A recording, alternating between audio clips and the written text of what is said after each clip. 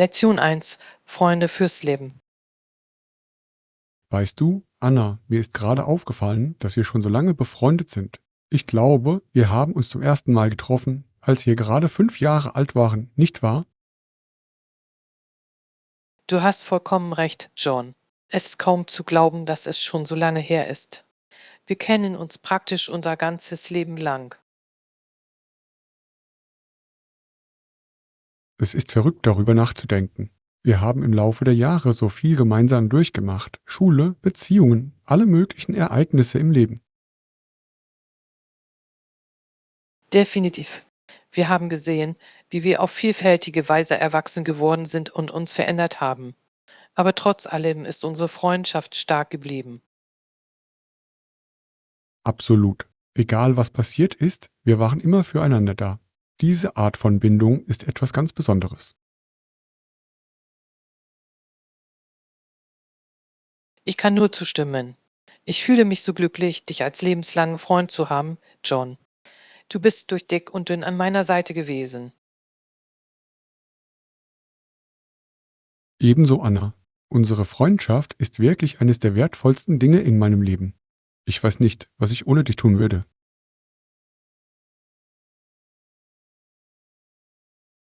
Oh, John, das ist so süß von dir. Mir geht es genauso. Wir haben gemeinsam so viele wundervolle Erinnerungen geschaffen.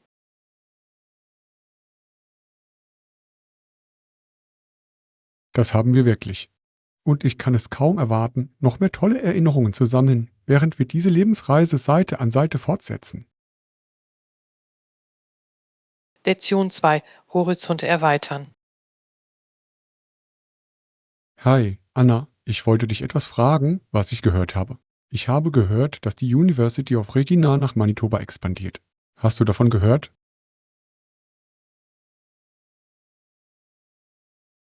Verwicke. Das hatte ich nicht gehört. Das ist ziemlich interessant. Was genau bedeutet das?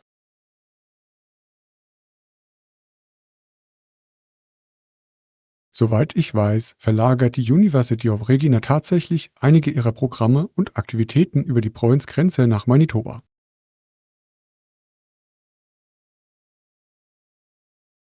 Wuff, das ist ein ziemlicher Schachzug. Ich frage mich, was der Grund für diese Entscheidung ist. Soll ihre Reichweite vergrößert und mehr Studierende angezogen werden? Das ist eine gute Frage. Ich glaube, das hat damit zu tun, dass die University of Regina ihre Präsenz in der Region verstärken und den Studenten mehr Möglichkeiten bieten möchte. Ich verstehe. Und ich gehe davon aus, dass dies in Zusammenarbeit mit der University of Manitoba oder anderen in Manitoba ansässigen Institutionen geschieht. Genau. Es scheint eine gemeinsame Anstrengung zu sein, die Möglichkeiten der postsekundären Bildung in diesem Teil des Landes zu verbessern. Das ist wirklich faszinierend. Ich kann mir vorstellen, dass es eine Menge Logistik und Koordination erfordern muss, um so etwas zu ermöglichen. Absolut. Es ist sicher kein kleines Unterfangen, aber es könnte eine großartige Möglichkeit sein, die Beziehungen zwischen Saskatchewan und Manitoba zu stärken. Definitiv. Es ist wirklich wichtig, das Bildungsangebot zu erweitern und diese Art der regionalen Zusammenarbeit zu fördern. Ich stimme zu. Es wird interessant sein zu sehen, wie sich das alles entwickelt und welche Auswirkungen es hat. Es ist auf jeden Fall eine aufregende Entwicklung.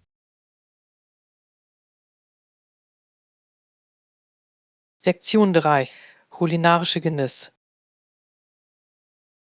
Hi Anna, ich bin neugierig. Hast du in letzter Zeit irgendwelche neuen und interessanten Gerichte probiert? Tatsächlich habe ich das. Erst gestern habe ich eine köstliche Pfanne zum Abendessen zubereitet. Oh, eine Pfannengerichte, oder? Das hört sich wirklich lecker an. Was für Zutaten hast du verwendet?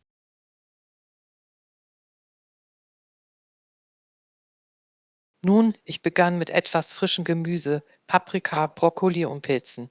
Dann fügte ich etwas Hühnchen und eine herzhafte Soße hinzu.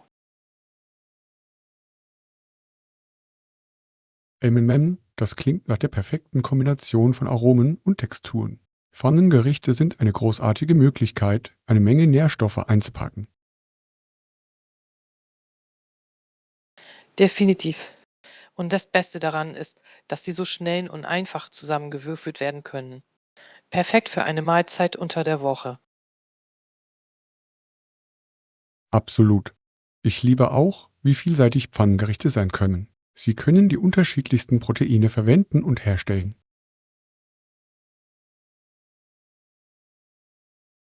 Ja, ich experimentiere ständig und probiere neue Zutatenkombinationen aus. Es ist eine großartige Möglichkeit, die Mahlzeiten interessant zu gestalten. Ich kann es mir vorstellen. Haben Sie in letzter Zeit weitere neue Lieblingsgerichte oder Rezepte entdeckt? Hey Mem, lass mich nachdenken, No. Ich habe neulich auch ein wirklich leckeres Risotto gemacht. So cremig und aromatisch.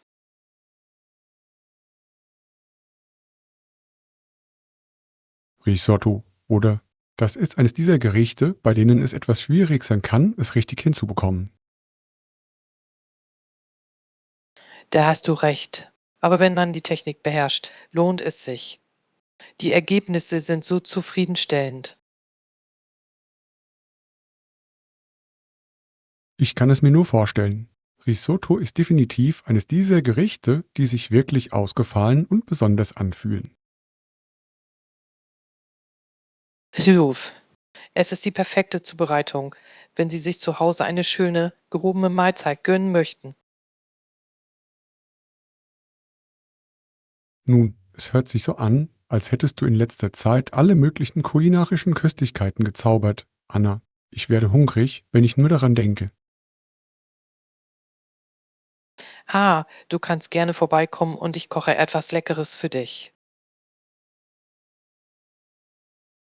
Vielleicht muss ich dieses Angebot einfach annehmen. Ich kann mir eine hausgemachte Mahlzeit nicht entgehen lassen, vor allem nicht eine, die von einem erfahrenen Koch wie Ihnen zubereitet wurde. Lektion 4: Das paradoxe Sichtbarkeit. Weißt du, Anna, ich habe neulich einen interessanten Artikel über die Auswirkungen der Technologie auf die Welt des Sports gelesen. Herr Wicke, was stand im Artikel? Ich bin gespannt auf Ihre Meinung dazu.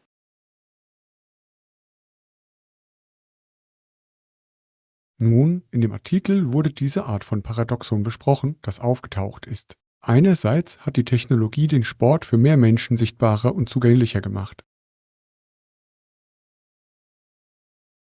Ich verstehe. Das macht Sinn.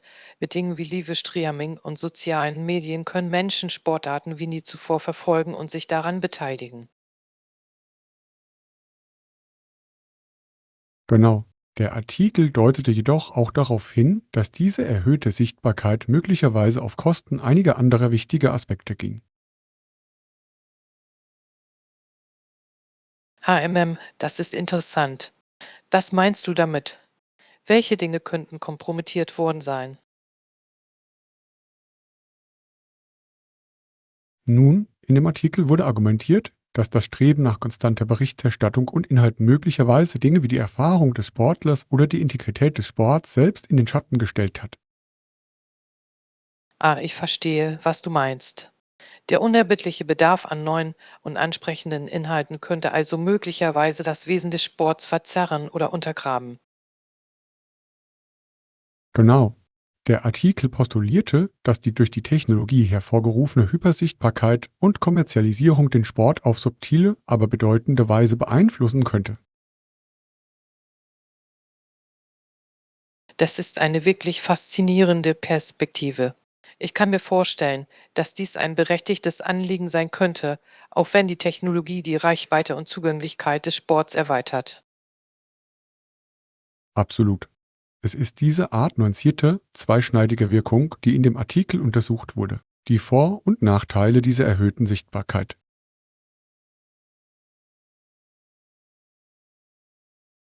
Es ist ein großartiges Beispiel dafür, dass technologischer Fortschritt nicht immer einfache und unkomplizierte Auswirkungen hat.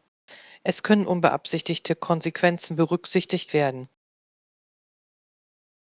Genau. Es ist ein komplexes Thema ohne einfache Antworten. Aber es ist wichtig, darüber nachzudenken, insbesondere für diejenigen unter uns, die Sport lieben und verfolgen. Ich stimme zu. Solche nachdenklichen Diskussionen können unser Verständnis der sich entwickelnden Sport- und Medienlandschaft wirklich vertiefen. Gut gesagt, Anna. Es ist auf jeden Fall ein Thema, das zum Nachdenken anregt. Viel zum Auspacken und Nachdenken. Lektion 5: Die Belohnung des Dienstes.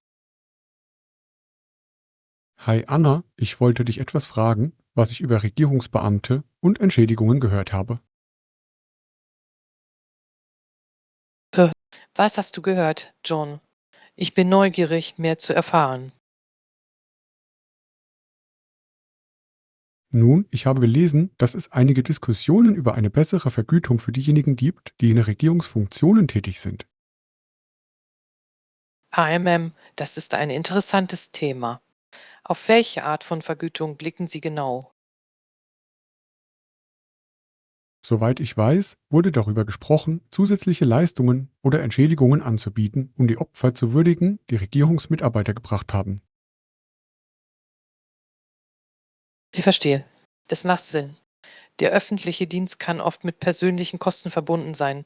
Daher ist eine angemessene Vergütung wichtig.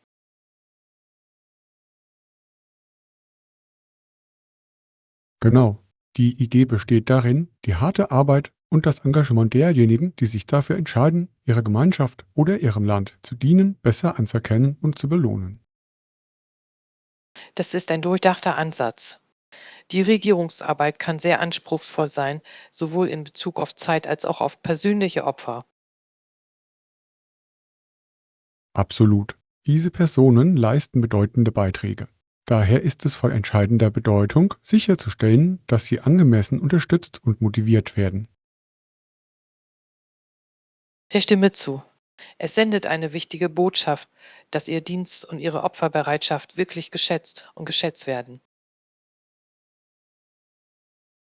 Genau. Es ist eine Möglichkeit, talentierte Personen anzuziehen und zu halten, die sonst möglicherweise von höher bezahlten Jobs im privaten Sektor angezogen würden. Das ist ein guter Punkt. Eine wettbewerbsfähige Vergütung kann dazu beitragen, den öffentlichen Dienst zu einer attraktiveren und tragfähigeren langfristigen Karriereoption zu machen. Genau. Es geht darum, ein Umfeld zu schaffen, in dem die Menschen das Gefühl haben, dass ihre Bemühungen angemessen anerkannt und belohnt werden. Das macht sehr viel Sinn. Es ist ein durchdachter Ansatz zur Unterstützung derjenigen, die sich im öffentlichen Dienst engagieren. Definitiv. Es ist eine interessante Entwicklung und ich bin gespannt, wie sich alles in Bezug auf Umsetzung und Auswirkungen entwickelt. Lektion 6: Das Gleichgewicht bewahren. Hi Anna, ich wollte deine Meinung zu etwas erfahren, worüber ich in letzter Zeit nachgedacht habe, wie wichtig es ist, eine gesunde Work-Life-Balance aufrechtzuerhalten. Das ist ein tolles Thema, John.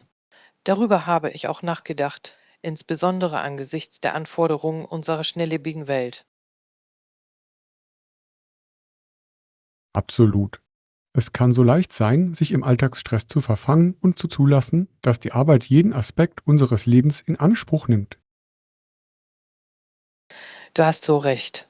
Und ich denke, es ist etwas, womit viele von uns zu kämpfen haben, wenn sie versuchen, dieses schwer fassbare Gleichgewicht zu finden.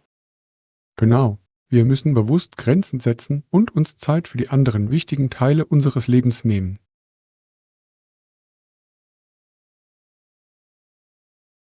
Definitiv. Es ist nicht immer einfach, aber es ist so entscheidend für unser allgemeines Wohlbefinden und Glück. Ich stimme zu. Wenn wir dieses Gleichgewicht vernachlässigen, kann dies zu Burnout, Stress und einer ganzen Reihe anderer Probleme führen. Hiluf. Und es geht nicht nur um die Arbeit, sondern auch darum, Zeit für unsere Beziehungen, Hobbys und Selbstfürsorge zu gewinnen.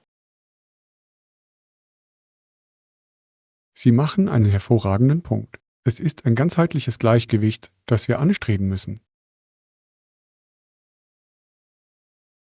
Wir, wir müssen bedenken, dass wir nicht nur Arbeiter oder Fachleute sind. Wir sind ganze Menschen mit unterschiedlichen Bedürfnissen und Wünschen. Genau. Es geht darum, Wege zu finden, alle Facetten unseres Lebens zu fördern, nicht nur die arbeitsbezogenen. Definitiv. Und ich denke, dass es der erste Schritt ist, die Bedeutung dieses Gleichgewichts zu erkennen. Dann geht es darum, proaktiv zu sein und es zu einer Priorität zu machen. Gut gesagt. Es erfordert eine bewusste Anstrengung, aber die Auswirkungen auf unser Wohlbefinden und unsere Produktivität können immens sein.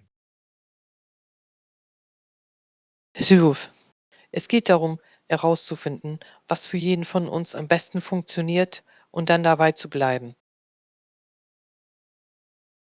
Vereinbart. Es ist eine Reise, die sich jedoch im Interesse unserer allgemeinen Gesundheit und unseres Glücks wirklich lohnt.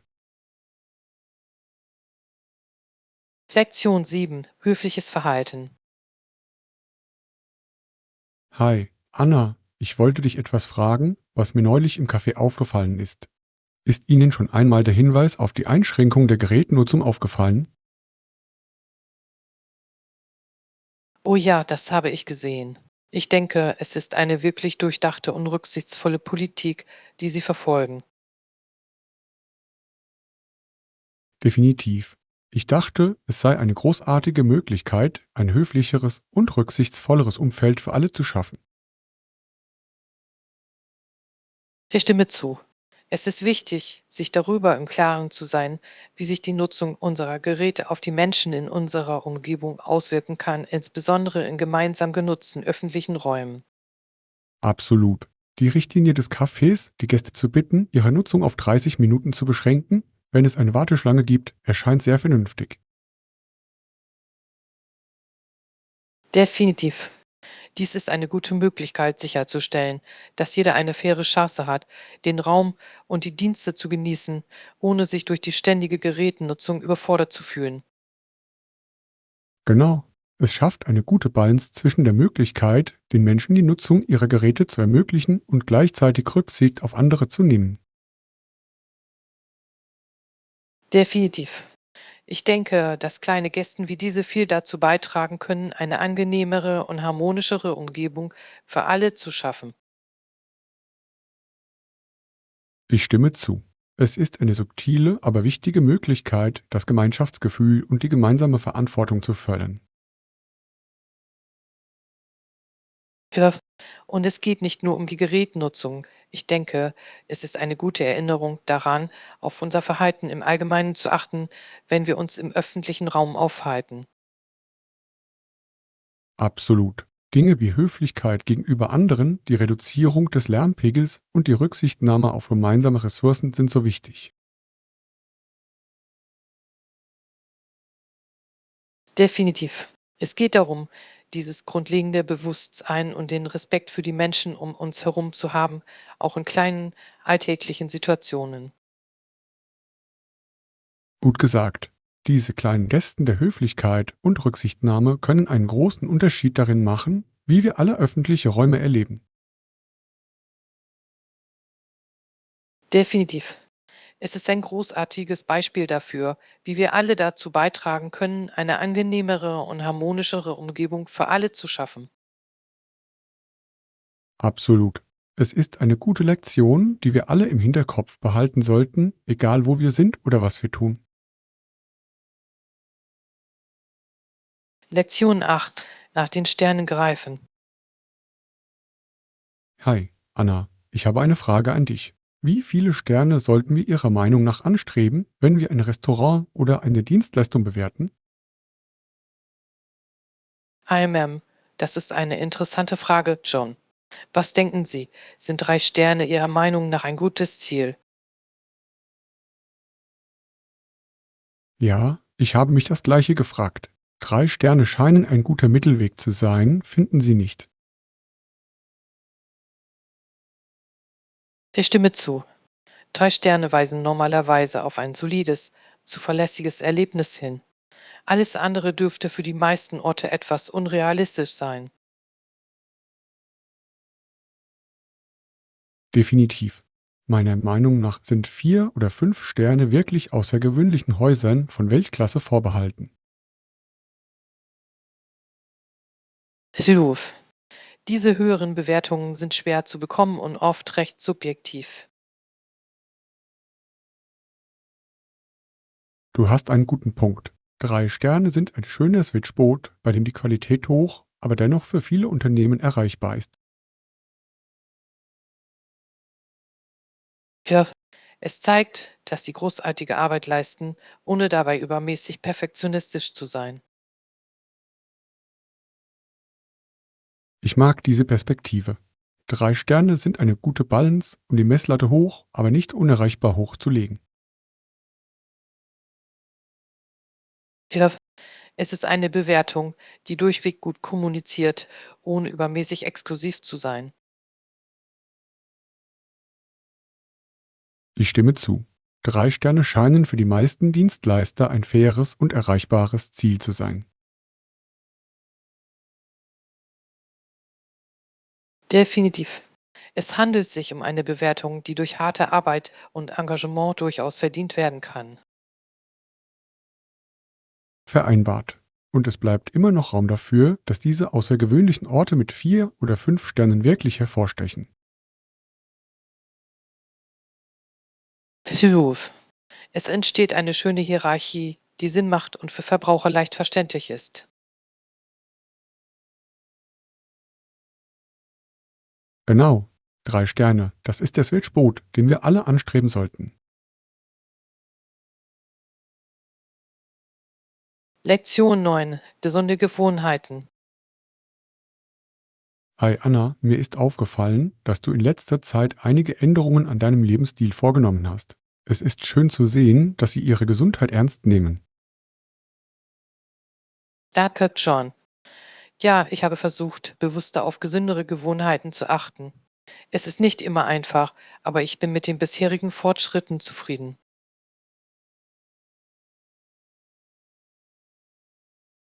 Das ist großartig. Welche Veränderungen haben Sie vorgenommen? Nun, ich habe versucht, mich mehr zu bewegen, sei es durch Spaziergänge, leichtes Krafttraining oder einfach nur regelmäßige Dehnübungen.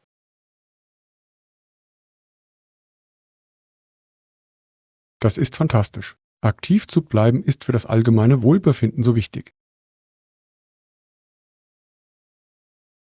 Definitiv. Außerdem habe ich einige Anpassungen an meiner Ernährung vorgenommen und mich auf vollwertigere, nährstoffreiche Lebensmittel konzentriert. Das ist toll zu hören. Die Versorgung Ihres Körpers mit den richtigen Nahrungsmitteln kann einen großen Unterschied machen. Hilf. Es war eine gewisse Lernkurve, aber es macht mir Spaß, neue gesunde Rezepte auszuprobieren und Lebensmittel zu finden, die mir ein gutes Gefühl geben. Das ist wunderbar. Es ist so wichtig, die Balance zwischen Ernährung und Genuss zu finden. Ja, ich möchte nicht zu restriktiv sein, aber ich möchte sicherstellen, dass ich meinen Körper richtig ernähre. Klingt nach einem wirklich gesunden Ansatz. Es geht darum herauszufinden, was am besten zu Ihnen und Ihrem Lebensstil passt. Definitiv. Und ich muss sagen, ich bemerke bereits einige positive Veränderungen, sowohl körperlich als auch geistig. Das ist fantastisch. Es ist so lohnend, wenn Sie beginnen, die Vorteile dieser gesunden Gewohnheiten zu erkennen. Hilf. Es motiviert mich wirklich, weiterzumachen und meine gesunden Routinen weiter auszubauen. Ich freue mich, das zu hören. Ich wünsche dir alles Gute für deine Gesundheits- und Wellnessziele, Anna. Lektion 10. Perspektiven stärken. Hi, Anna, ich wollte dir für das inspirierende Gespräch danken, das wir neulich geführt haben. Es hat mich wirklich zum Nachdenken über die Kraft der Perspektive gebracht. Oh, das freut mich so sehr, John. Die Perspektive kann tatsächlich einen tiefgreifenden Einfluss darauf haben, wie wir die Welt und unseren Platz darin sehen. Definitiv. Die Art und Weise, wie wir unsere Erfahrungen und Herausforderungen formulieren, kann den entscheidenden Unterschied in der Art und Weise ausmachen, wie wir sie angehen. Ja, es ist erstaunlich, wie eine Änderung unserer Denkweise den gesamten Verlauf unseres Lebens verändern kann. Ich kann nur zustimmen. Es ist fast so, als hätte die Perspektive die Macht, Leben zu verändern. Puh, wenn wir uns für neue Denkweisen öffnen, kann das wirklich transformativ sein. Ich habe viel über unsere Diskussion nachgedacht und habe das Gefühl, ein neues Gefühl von Optimismus und Selbstvertrauen gewonnen zu haben. Das ist wunderbar zu hören, John. Es kann sehr befreiend sein, eine selbstbewusstere Perspektive einzunehmen. Das war es wirklich. Ich habe das Gefühl, dass ich Herausforderungen proaktiver und lösungsorientierter angehen kann.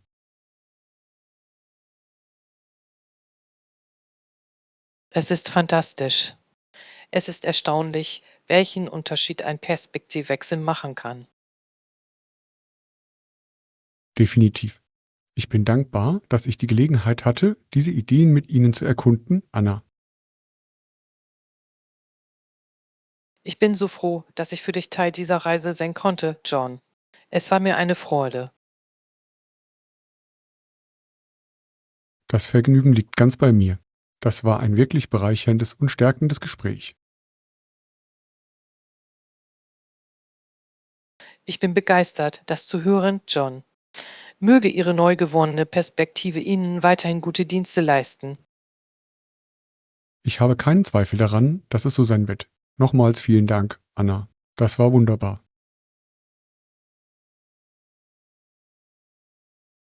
Lektion 11: Hervorragende Bearbeitung. Hi Anna, mir ist aufgefallen, dass du deine schicke Kamera mit dir herumträgst. Bist du ein Fotografie-Fan? Ja, ich liebe es, kleine Momente und Details mit meiner Kamera festzuhalten. Und ich verwende tatsächlich Bearbeitungssoftware, um die Fotos wirklich hervorstechen zu lassen. Das ist so cool. Ich hatte keine Ahnung, dass du dich auch für Fotobearbeitung interessierst. Welche Art von Bearbeitung machen Sie normalerweise?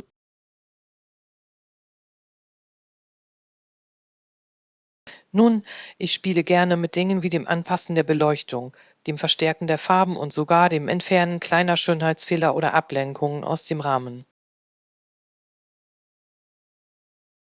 Wurf, das klingt wirklich beeindruckend. Ich wette, es macht einen großen Unterschied im Endprodukt. Definitiv. Es ist erstaunlich, wie sehr eine kleine Bearbeitung ein Foto aufwerten kann. Es ist, als würde man ihm das gewisse Extra verleihen. Ich kann den Reiz sehen. Haben Sie Lieblingsbearbeitungstechniken oder Werkzeuge, die Sie gerne verwenden? Oh, ich habe schon einiges ausprobiert. Im Moment bin ich wirklich begeistert von der Möglichkeit, bestimmte Bildbereiche selektiv zu verbessern. Das ist super interessant. Es muss Ihnen viel kreative Kontrolle über das endgültige Erscheinungsbild geben. Phew. Es ist, als ob ich den Fotos, die ich mache, meinen eigenen künstlerischen Stempel aufdrücken kann. Das ist wirklich cool, Anna. Ich würde gerne irgendwann einige Ihrer bearbeiteten Fotos sehen, wenn Sie bereit sind, sie zu teilen. Das würde ich sehr gern tun. Ich freue mich immer, meine Arbeit zu zeigen und Feedback zu bekommen. Wunderbar. Ich kann es kaum erwarten, die Magie zu sehen, die Sie mit Ihrer Kamera und Bearbeitungssoftware erzielen. Großartig. Ich werde auf jeden Fall einige meiner Favoriten mitbringen, um sie beim nächsten Mal mit Ihnen zu teilen. Klingt nach einem Plan. Ich freue mich wirklich darauf, Anna. Das ist ein so faszinierendes Hobby von Ihnen.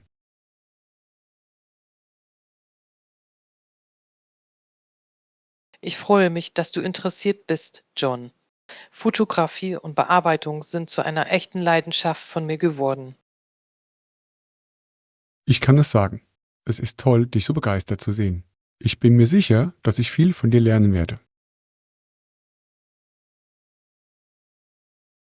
Lektion 12: Leidenschaften nachgehen.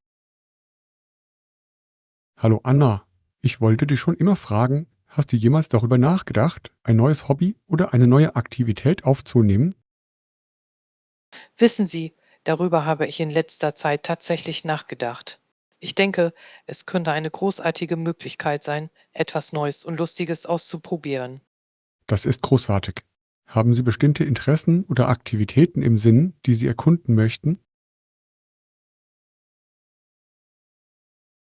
Nun, die Idee, einem örtlichen Fotoclub beizutreten oder vielleicht sogar einen Kurs zu besuchen, um meine Fähigkeiten zu verbessern, hat mich wirklich fasziniert. Das ist eine tolle Idee. Ein Fotoclub wäre eine perfekte Möglichkeit, mit Gleichgesinnten in Kontakt zu kommen und voneinander zu lernen. Genau. Ich denke, das wäre eine wunderbare Möglichkeit, mein Wissen zu erweitern und mich von anderen Fotografen inspirieren zu lassen. Definitiv.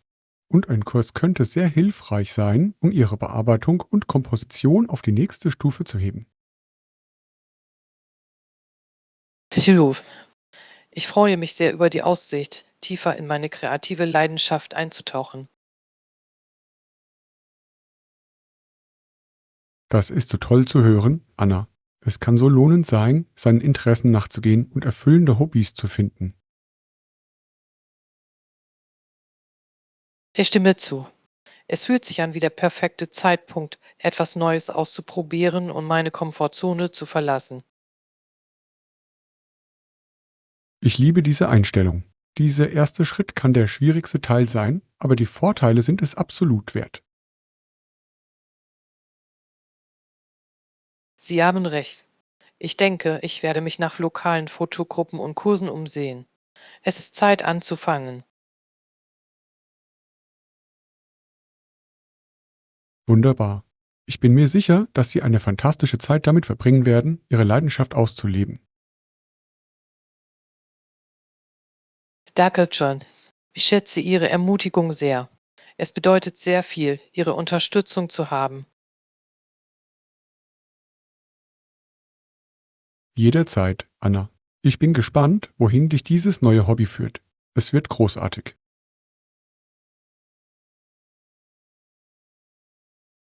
Ich kann es kaum erwarten. Dies wird der Beginn einer wirklich lohnenden Reise sein. Ich weiß es einfach. Daran habe ich keinen Zweifel. Mach es, Anna. Ich werde dich auf jedem Schritt des Weges anfeuern.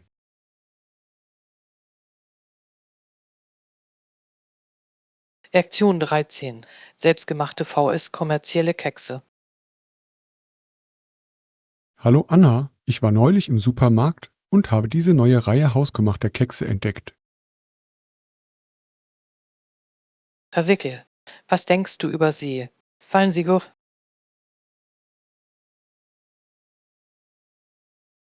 Nun, das ist die Sache. Ich bin mir nicht sicher, ob sie tatsächlich so schmecken wie selbstgemachte Kekse.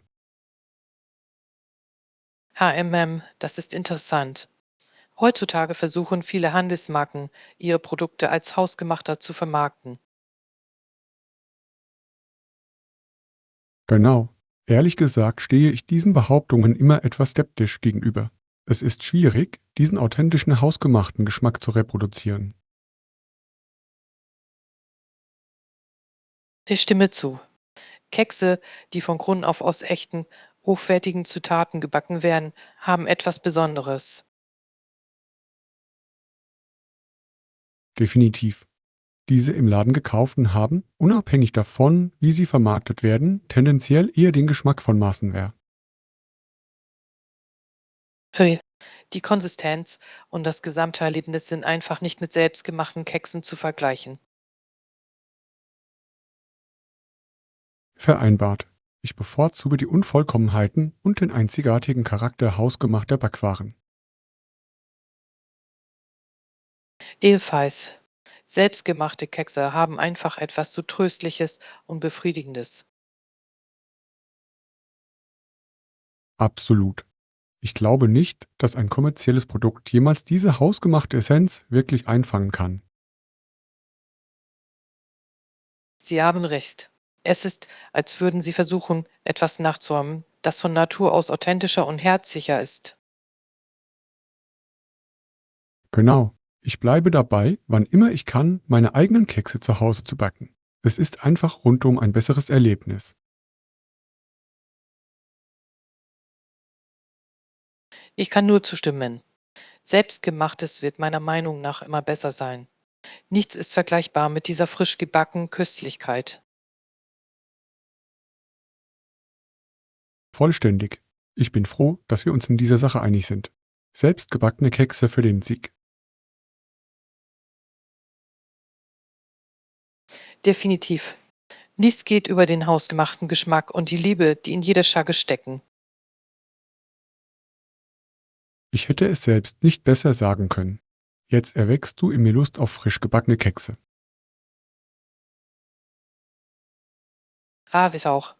Sieht so aus, als würden wir beide in naher Zukunft etwas backen. Klingt nach einem Plan. Irgendwann muss ich mein Lieblingsrezept mit euch teilen. Bitte.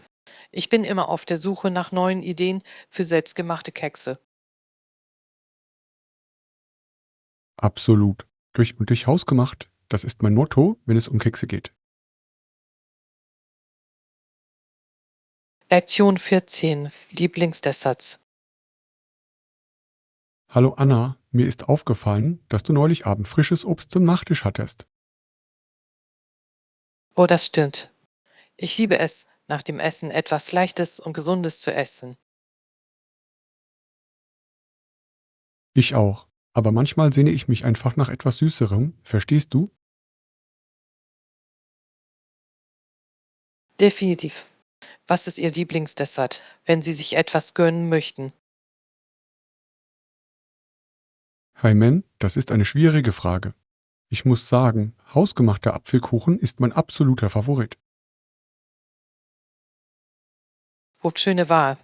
Es gibt nichts Besseres als ein warmes Stück Apfelkuchen mit Vanilleeis. Genau. Die süßen, zimtigen Äpfel gepaart mit dem cremigen Eis. Es ist himmlisch. Ich kann es mir vorstellen. Ich selbst bin eher ein Schokoladenmensch. Brownies oder ein reichhaltiger Schokoladenkuchen sind genau das Richtige. Ah, ein Klassiker. Mit Schokoladendesserts kann man nie etwas falsch machen. Sie sind so befriedigend. Pfui. Und dann gibt es Zeiten, in denen ich einfach nur etwas Einfaches möchte, wie frische Beeren oder eine Schüssel Eis. Guter Punkt. Manchmal können die einfachsten Desserts die erfrischendsten sein. Definitiv. Es hängt wirklich nur von meiner Stimmung und dem, wonach ich mich gerade sehne, ab. Genau. In meinem Buch ist Platz für allerlei leckere Desserts.